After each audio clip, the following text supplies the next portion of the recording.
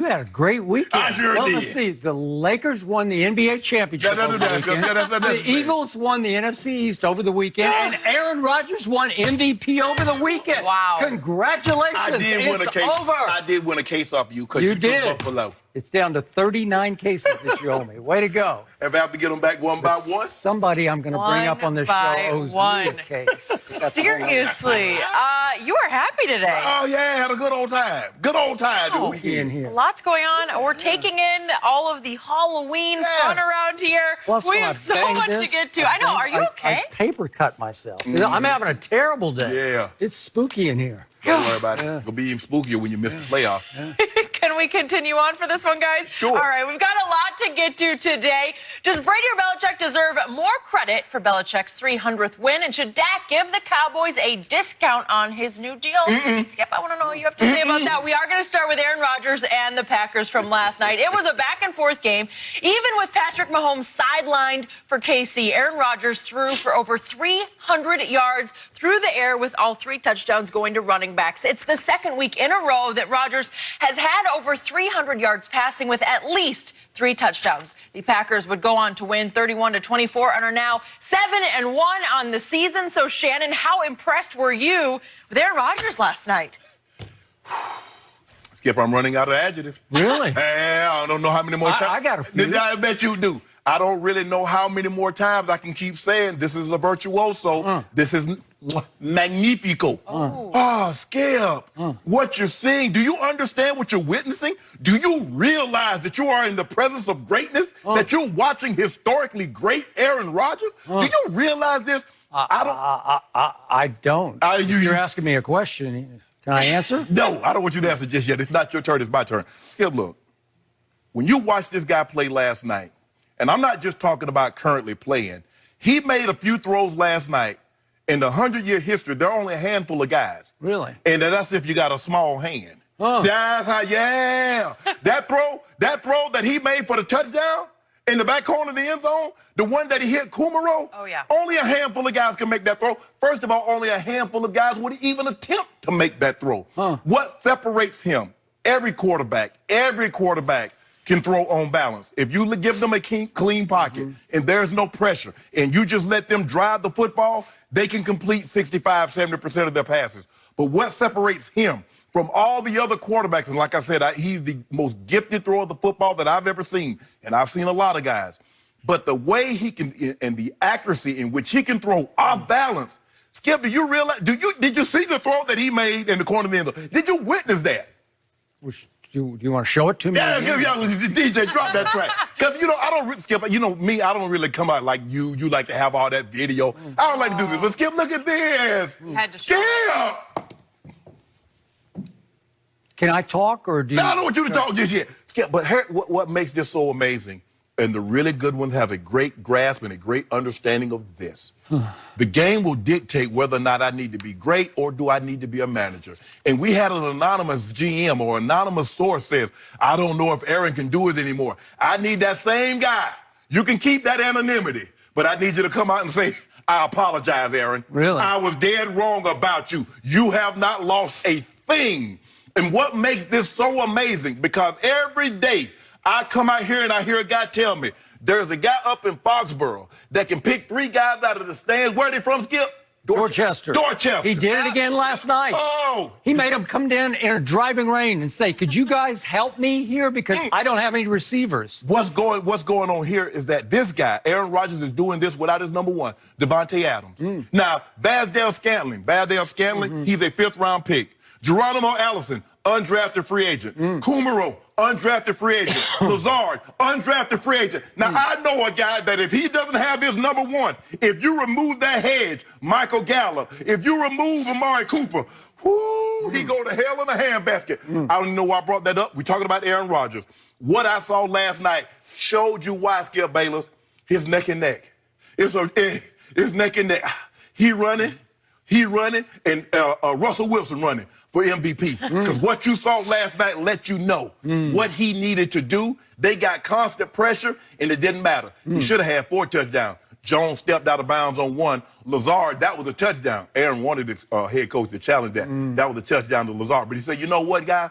Don't even worry about it. I'm gonna get me 2 more tubs for the night over. Skip, that was a virtuoso. They're 7-1. They sitting real pretty. Right now they're in the catbird seat. And if the playoffs ended, guess what? You guys gonna have to come see us. You're gonna have to see Aaron Rodgers, Skip Bayless. And I know you don't want to do that. So you're actually conceding we're going to be in the playoffs? Or? No. Oh. I say if they end of the day, which they don't. Because you got some more. Hold on. You still got Minnesota. You still got to go back to Philly. We got a hard schedule. Got a hard schedule. So I didn't mean to do this because I have a whole lot to say about everything you just spat out on the table. Most of it erroneous and off target, the way Aaron Rodgers often was off target last night. Really? Yep, I'm about to explain why, but I got to go to the flashpoint. Since you asked the DJ to drop this track, could we drop it one more time, please? Because Aaron Rodgers dropped a little knowledge after the game, and he said that he was intending this pass for Jimmy Graham.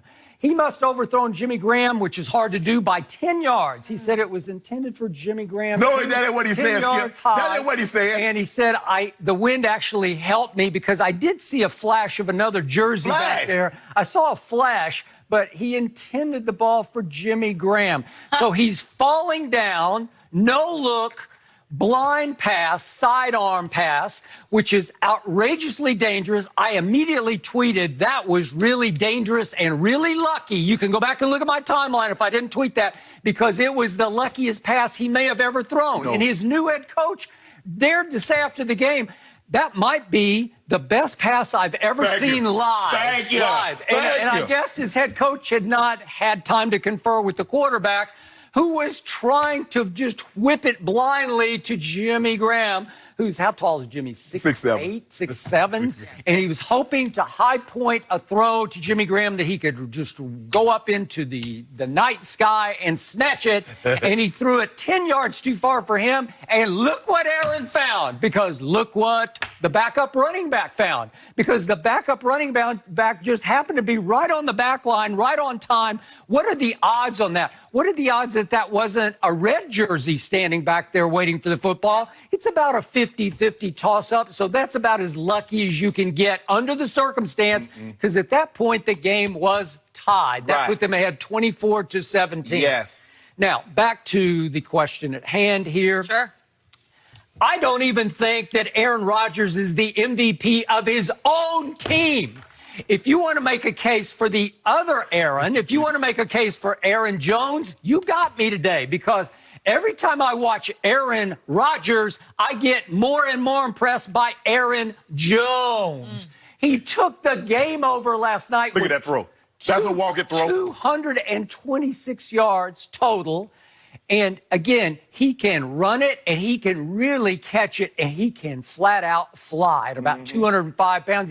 He's listed at 5'9", but he plays so much bigger than 5'9", because he looks like he plays at 6'1" to me. True. But that's just... I know he plays fast. Yeah, I don't know how fast he is, but he plays fast. I don't either. But he had obviously 2 receiving touchdowns last night to go with 226. And all I know is my lasting memory at Dallas was not Aaron Rodgers, but Aaron Jones. When they went up 31-3, it was mostly about Aaron Jones, because he wound up with 172 total yards at Dallas with 4 rushing touchdowns.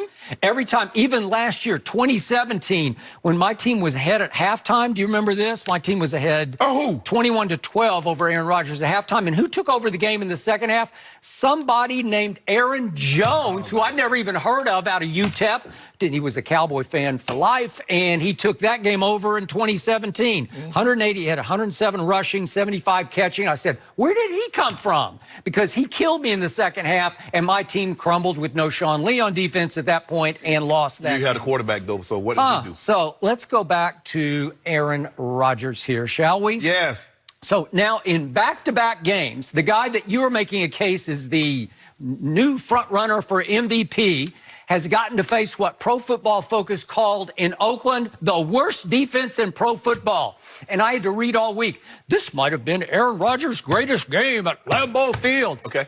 Oakland has the worst defense in pro football. And last night, I can make a case that Kansas City had the worst defense in pro football because you, Shannon Sharpe, Hall of Famer, have been trashing Kansas City's defense all year long. Am I right? What? You have told me it's terrible. Have you not told me that again and again and again and again and again? It is just terrible. It's not my turn to speak. Okay, No. well, okay, but you've been telling me that. And not only was it terrible going in, because it was ranked going into the last night's game, the 27th worst defense by Pro Football Focus.